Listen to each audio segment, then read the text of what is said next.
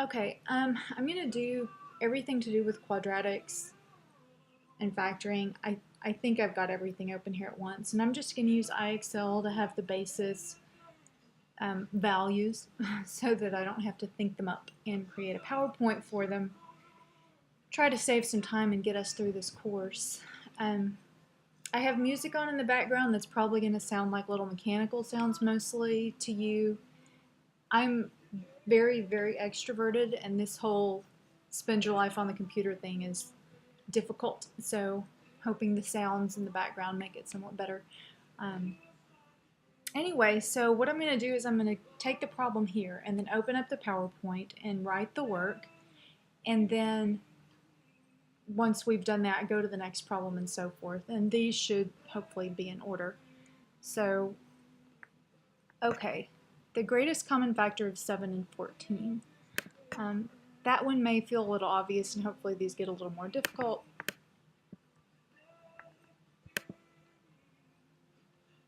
I'm sure there exists some program, probably even free, that I can use to write like this instead of PowerPoint, but I don't know it, so. Okay. So 7 and 14.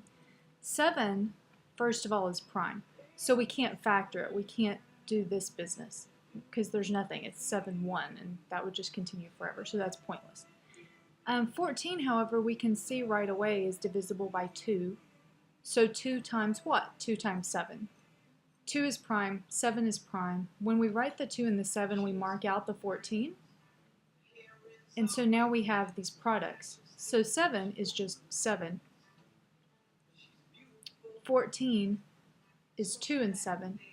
So they have this one in common. So just 7.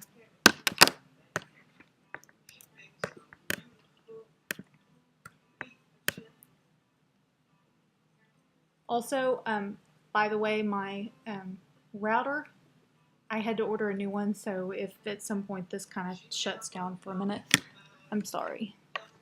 Okay, we're kind of going to be in the same situation here where 5 doesn't factor, and this is 5 times 3, so 5. If one of them goes into the other one, then that's just the answer. Hopefully we'll get out of that now.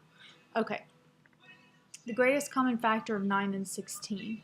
So neither of those goes into the other. 9 doesn't go into 16, 16 doesn't go into 9.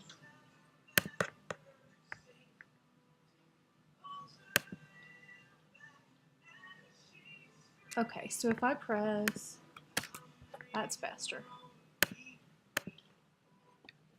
Okay, so we have 9, and if you were here, I'd ask you, what goes into 9? And you'd say 3 goes into 9.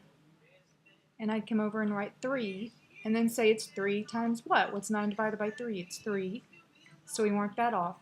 These don't have any factors. These are prime. 16, I'd say, what goes into 16? And I'd want you to say 4 to make a nice symmetric tree, but you wouldn't. You'd say 2. And I'd say, what's 16 divided by 2? And you'd say 8. And then I'd say, what goes into 8? And you'd say 2. 2 times 4. Mark that one out. What goes into 4? And now we're down to this. So the way we read this off now is that over here we have 3 times 3. And over here we have 2 times 2 times 2 times 2. And these don't actually have anything in common. So 2, 2, 2, 2 is where this came from. Nothing in common. If they have nothing in common, then their greatest common factor is 1.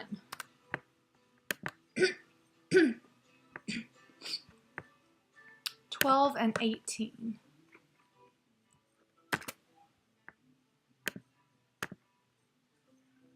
Okay, so Command P is pen.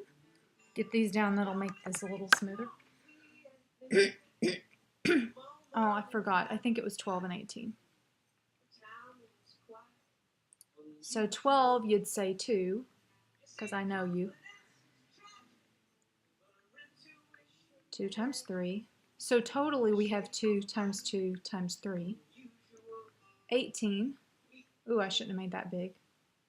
2 times 9. 3 times 3. So 2 times 3 times 3. So we've got a 2 in both. We've got a 3 in both. and then those two don't match. So 2 times 3 is what they have in common. So their greatest common factor is 6.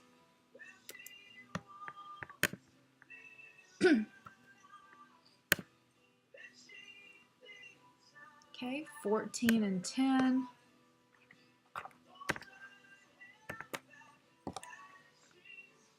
See how much slicker I'm getting? 14, 10. And 2 times 7. 2, 5. These both are already now in prime factors. So we have 2 times 7 and 2 times 5. They have 2 in common, and then that's it. So 2. 31 and 14. So 31 is prime and does not go into 14. So when I try to factor 31, I'm just going to get 1 times 31. So these are not going to have anything in common at all. 12 and 9. I'm going to do maybe 2 more of these. And then move on to the next thing. 12, 9.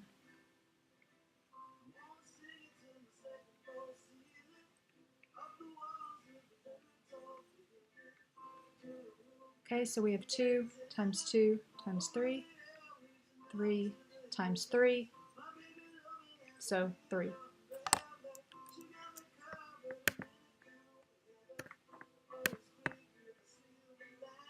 And 40 and 2. Well, 2 goes into 40, so it's 2. So that's not very interesting. Let's do one more.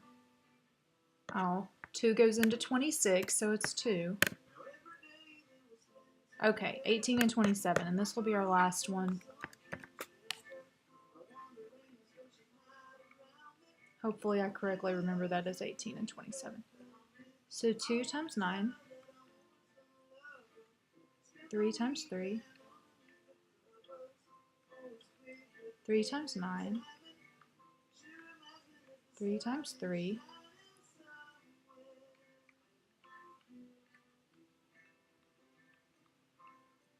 So we have 3, 3, 3, 2, 3, 3. So we've got 2 3's in both of them, and then we have a 2 over there and a 3 over there. So 3 times 3 is the biggest string they have in common. So 9.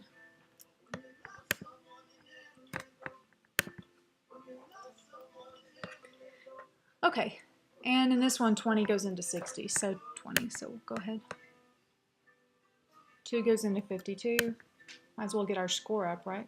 Okay, 11 is prime and does not go into 50. So if I factor this, I just get 11. No matter what I do here, I'm not going to get an 11, so it's just 1. Okay. This one, well, at some point I have to stop doing this and go on to the next one. So I'm going to go on to the next one. Now this is not actually, the only difference here is that we've got a sum in the middle. So let me take a minute to talk about what factoring is when we're factoring out greatest common factors. I guess I somehow skipped a part where there was a greatest common factor including monomials. Let me see if I can find one quickly.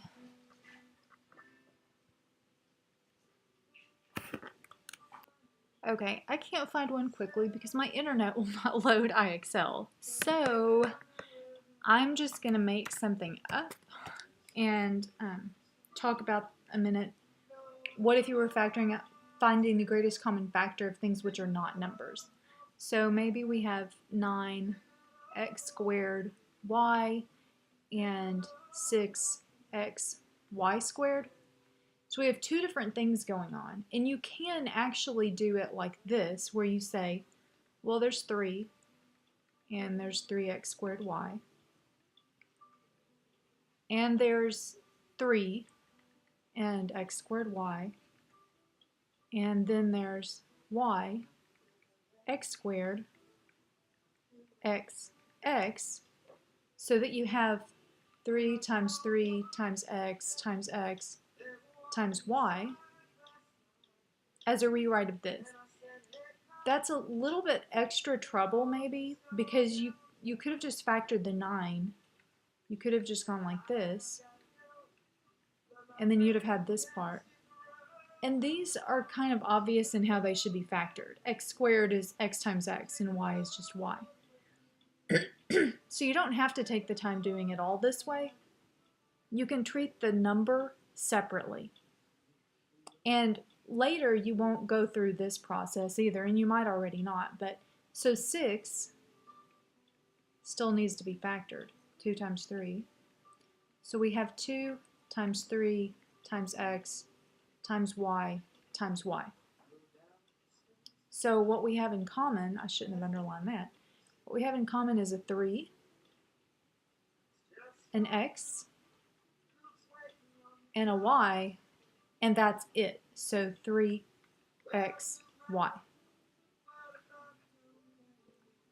is their greatest common factor. So I'm trying to memorize these so I can look at this.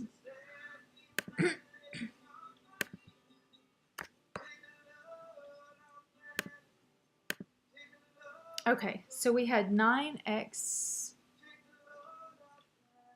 squared y and 6xy squared, and pretend that we had a plus in the middle.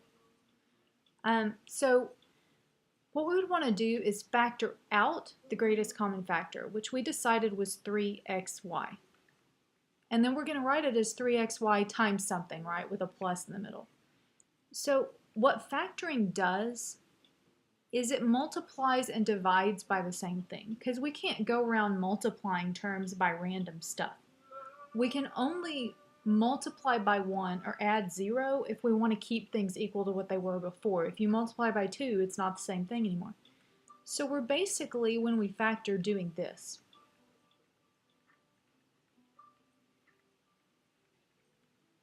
So if you don't quite have the hang of factoring, or you struggle with this, how to factor out, you can write it like this the first time. So then what happens is the top one stays on the outside, and the denominator gets moved through.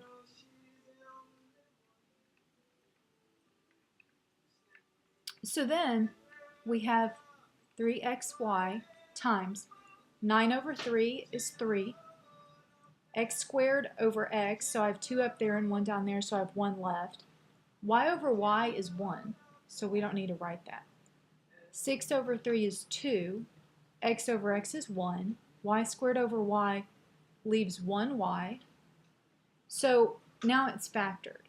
So some people would look at 3xy and 9x squared y and say, when I factor it out, I've got a 3 left and an x left, and that's fine. But if you've correctly chosen the greatest common factor, when you factor it out, it'll always clean like this. There won't be stuff left in the denominator, so you can just deal with each piece. I mean, unless there was something in the denominator to start with, but I think that's something to deal with next year.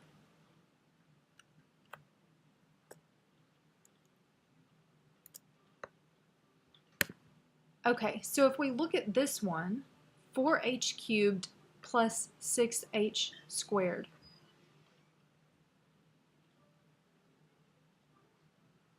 Not actually, oh, I guess, okay. I'm not totally sure how they want us to write this in the end, but 4h cubed plus 6h squared. 4h cubed 6h squared. Okay, so the first thing to do, we factor the 4, and we would get 2 times 2, and we have 3 h's. 2 times 3, and 2 h's. So we have a 2, h, another h, and then that's it. So 2h squared is the thing we're factoring out.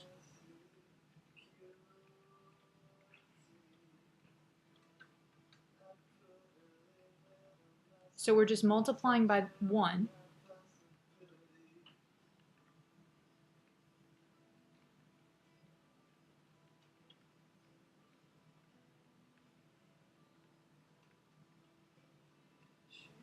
And we get 2h squared times 4 over 2 is 2. H cubed over h squared, 3 take away 2 leaves 1. 6 over 2 is 3, and h squared over h squared leaves no h's. So 2h squared times 2h plus 3.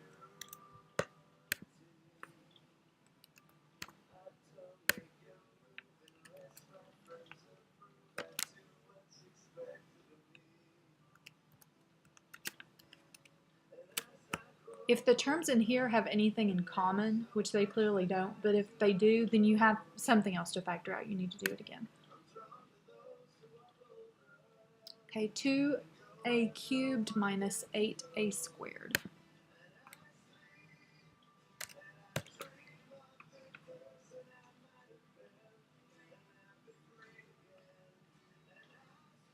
Okay, I hope I remembered that correctly.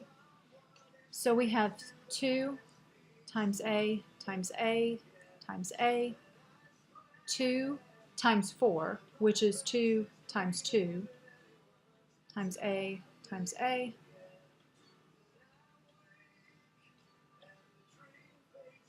So we have 2 and 2 a's.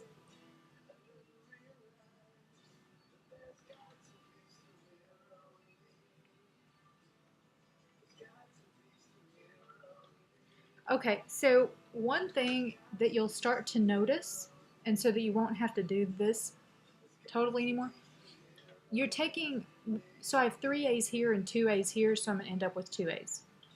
If I had 5 a's here and 3 a's here, I'd end up with 3 a's. So whatever the smallest number of a's you have is, that's how many are common. So this is 2a squared, 2a cubed over 2a squared, 8a squared over 2a squared.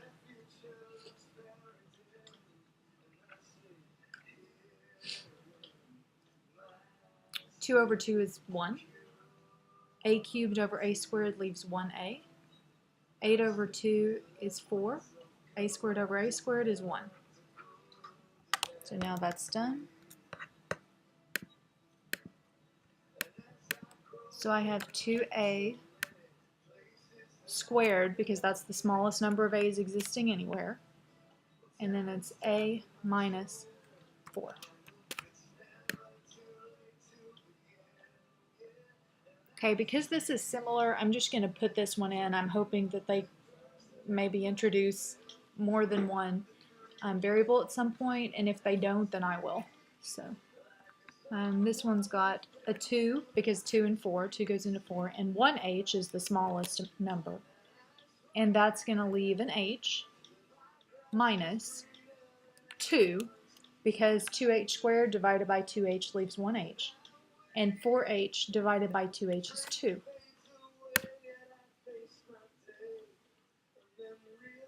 Okay, so 2 goes into 8, so 2 is the greatest common number factor. K squared is the smallest number of k's. 2k cubed divided by 2k squared leaves a k. 8k squared divided by 2k squared is 4.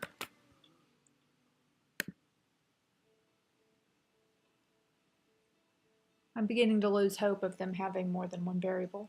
Which we don't necessarily need at this time, so I guess we wouldn't have to worry about it, but we'll probably ought to mention it. 2 goes into 10, so 2 is the greatest common number factor. We have 2 as the smallest power of x. 2x cubed divided by 2x squared is x. 10x squared divided by 2x squared is 5.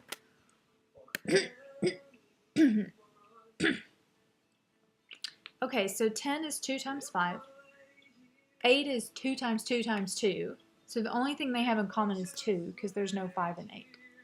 Squared is the smallest power of w. So 10w cubed divided by 2w squared, 10 over 2 is 5. W cubed over w squared is w. 8w squared divided by 2w squared, 8 over 2 is 4. W squared over w squared is 1.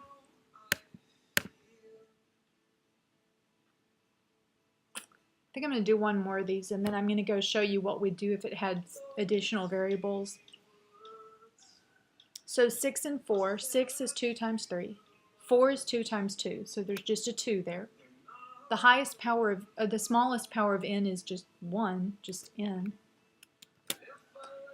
6n cubed divided by 2n. So 6 over 2 is 3. N cubed over n is n squared. And then 4n over 2n. 4 over 2 is 2. N over n is 1. I gave you a reminder on this, the module itself in Canvas about the how exponents work. So n cubed over n, you could list it out and cancel. So you'd have 3 n's on the top and 1 on the bottom. 1 would cancel from the top. But you can also do n cubed over n is n to the 3 minus 1. Because if you have, well, here, let me. Oh, uh-oh. I guess I need to become a member because I have 3 more of these to do. So let me go do what I was going to talk about here. Okay. So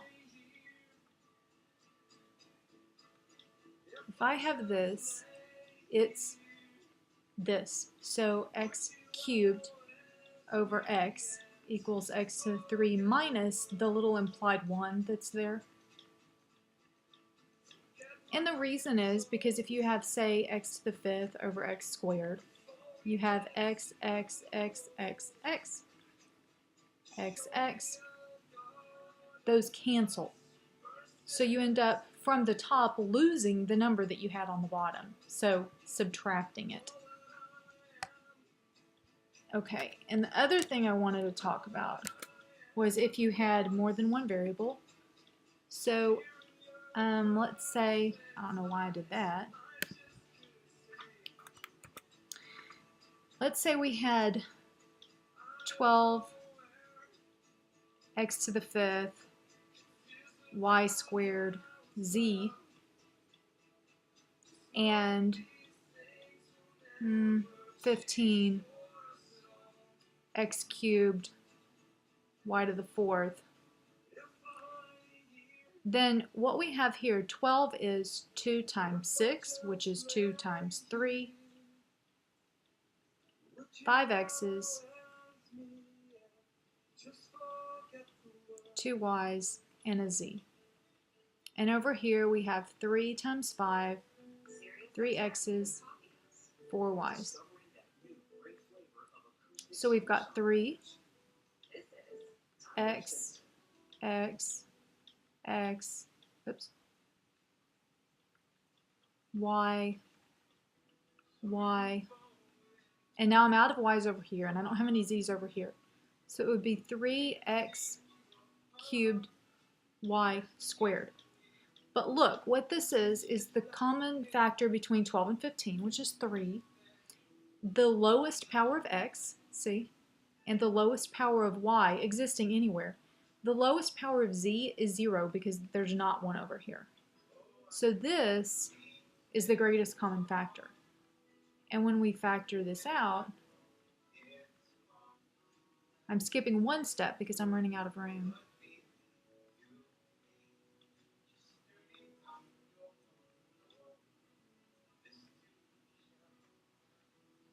So let's say this was plus.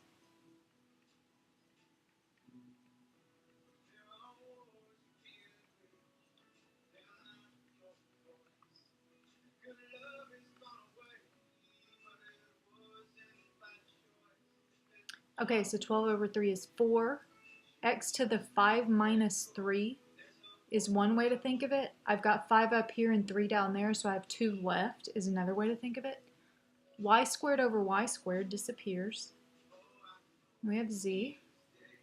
15 over 3 is 5. X cubed over x cubed is 1. Y to the 4 over y to the 2, I have 2 left, or you can just do 4 minus 2. And that's factored. Okay, I guess I'll wrap this one up and upload it and see about getting a longer practice limit.